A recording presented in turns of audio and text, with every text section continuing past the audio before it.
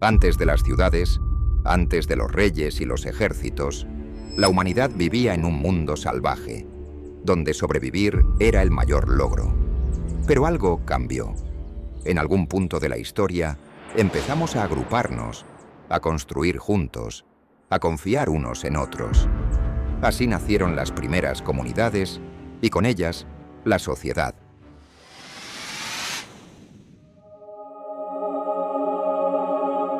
Durante cientos de miles de años, fuimos nómadas, grupos pequeños, moviéndose constantemente en busca de alimento, agua y seguridad. No había casas, no había aldeas. Solo el viaje interminable tras las manadas y los frutos silvestres. Pero todo cambió hace unos 12.000 años, al final de la última glaciación.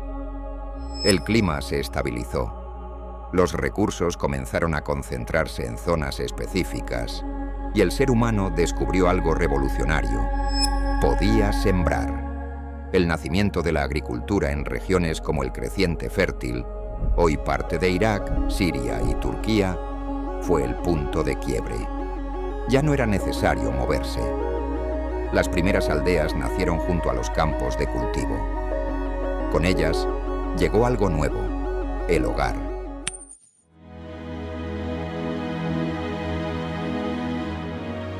La agricultura no solo permitió asentarse, también trajo excedentes. Por primera vez, el ser humano producía más comida de la que necesitaba para sobrevivir. Y eso cambió todo. Los excedentes permitieron que algunos se dedicaran a otras tareas: construir, crear herramientas, cuidar del grupo o incluso liderar. Aparecieron roles, y con ellos, las primeras formas de organización social. Pero también surgieron nuevos desafíos. ¿Quién decidía qué hacer con los alimentos sobrantes? ¿Quién protegía las cosechas? ¿Quién mandaba? Las respuestas a estas preguntas fueron el germen de los sistemas sociales y políticos.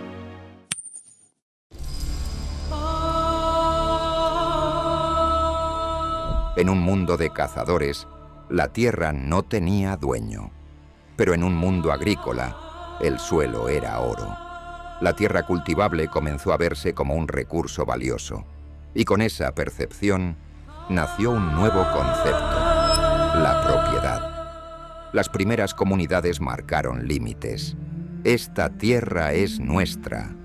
Las disputas por territorios fértiles fueron inevitables. Por eso las aldeas comenzaron a fortificarse y nació la necesidad de defender lo propio. Los conflictos dejaron de ser solo con animales salvajes y comenzaron a ser entre humanos. La idea de pertenencia a un lugar, de raíces, se volvió parte de la identidad. Así se forjaron los primeros lazos comunitarios.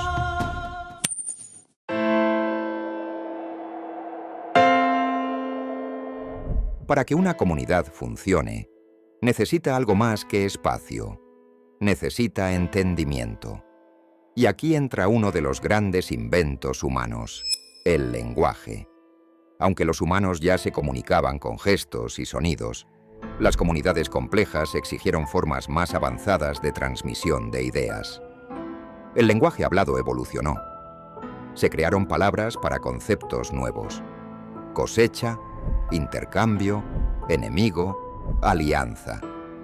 Más adelante surgirían los símbolos, las marcas, las primeras formas de escritura.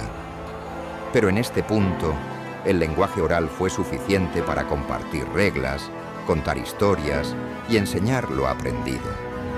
Fue el pegamento invisible de las primeras sociedades.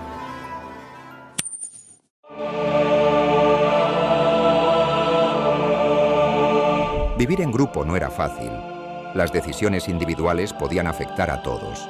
Por eso, las comunidades comenzaron a establecer normas: quién caza, quién cultiva, quién lidera. Estas reglas no estaban escritas, pero eran sagradas. Romperlas podía significar el exilio o incluso la muerte. Así nació la cooperación organizada. Las tareas se dividían, se cazaba en grupo, se construía en conjunto. Los recursos se compartían o se negociaban. Con el tiempo aparecieron figuras de autoridad: los sabios, los ancianos, los líderes. La comunidad dejó de ser una agrupación casual y se convirtió en una estructura.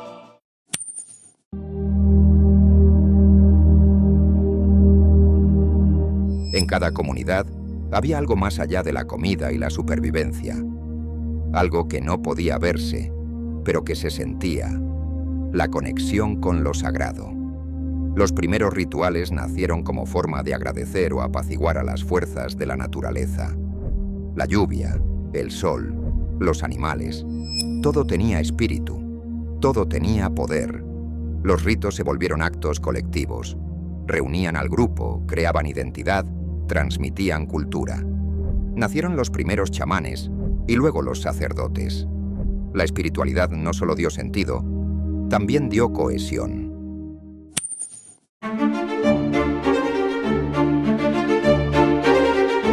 A medida que las comunidades crecían, también lo hacían sus necesidades.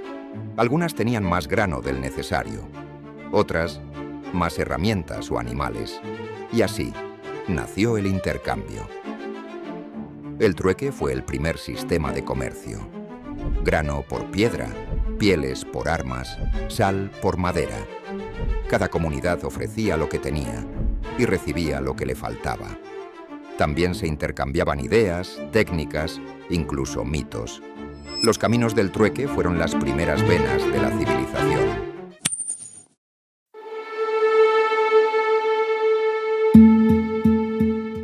Al principio, las aldeas eran agrupaciones simples: unas cuantas casas, cultivos cercanos, animales domesticados. Pero a medida que la población crecía, la complejidad aumentaba. Había que organizar mejor los recursos, decidir dónde construir, cómo repartir las tierras, quién se encargaba de qué. La improvisación ya no bastaba. Nació la planificación. Surgieron oficios especializados: el alfarero, el tejedor, el constructor, el curandero. La aldea dejó de ser solo un refugio y se transformó en un sistema. Cada individuo era parte de una red donde todos dependían de todos. Esa interdependencia exigía orden. Así aparecieron las primeras estructuras sociales, con jerarquías sutiles pero firmes. Algunos acumulaban más recursos, más respeto, más poder. Y poco a poco, la igualdad primitiva comenzó a desdibujarse.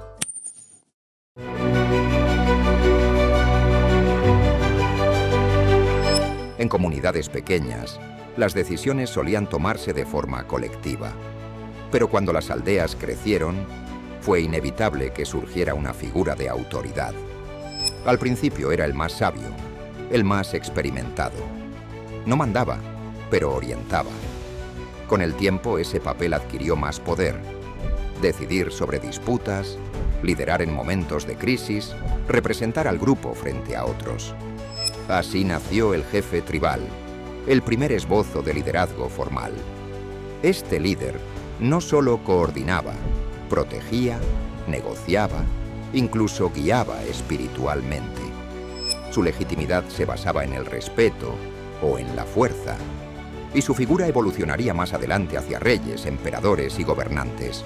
Pero todo comenzó aquí, con un hombre o una mujer que hablaba y los demás escuchaban.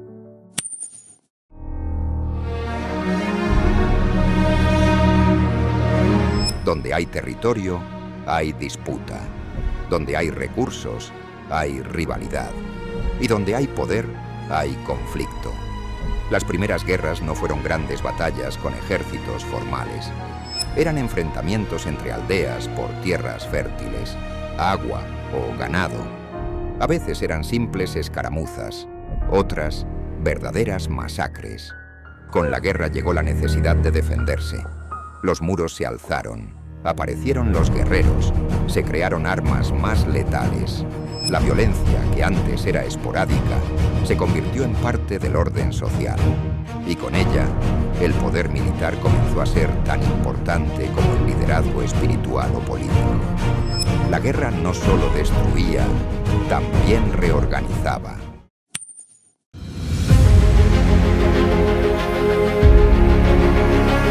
cuando varias aldeas cercanas se unían, cuando el comercio y la organización alcanzaban un nuevo nivel, nacía algo nuevo, la ciudad. Una ciudad no era solo un asentamiento grande, era un centro de poder, de cultura, de control. Allí vivían los líderes, los artesanos más hábiles, los sabios. También se levantaban templos, graneros comunales y más adelante, palacios. Uruk, en la antigua Sumeria, es uno de los primeros ejemplos. Con más de 40.000 habitantes hace 5.000 años, Uruk tenía murallas, burocracia, escritura y algo clave, identidad colectiva. La ciudad trajo consigo nuevas dinámicas, impuestos, leyes, castas, clases sociales. Fue el inicio de lo que hoy llamamos civilización.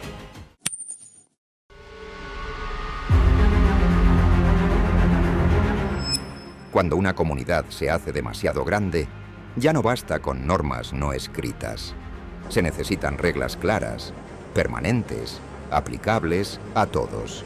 Así nacieron las primeras leyes. En Mesopotamia, el código de Ur-Nammu y más tarde el famoso código de Hammurabi establecieron normas sobre el comercio, los matrimonios, los delitos. Por primera vez, el comportamiento humano quedaba escrito y juzgado. Las leyes traían orden, pero también desigualdad. Se dictaban desde el poder y a menudo favorecían a los poderosos. Sin embargo, su existencia fue clave para mantener la cohesión en sociedades cada vez más diversas y complejas.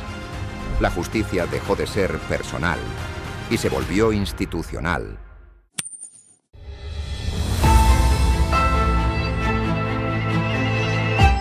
El líder tribal se convirtió en rey, el consejo de ancianos en corte, el templo en palacio y la autoridad, que antes era dispersa, se concentró. Así nació el gobierno. Un grupo pequeño, a veces uno solo, comenzó a tomar decisiones por todos. Recaudar impuestos, dictar leyes, administrar justicia, organizar ejércitos. Este poder centralizado permitió construir grandes obras, expandir territorios, coordinar enormes poblaciones. Pero también abrió la puerta a la tiranía, al abuso, al control absoluto. A partir de aquí, la historia de la humanidad se entrelaza con la historia del poder.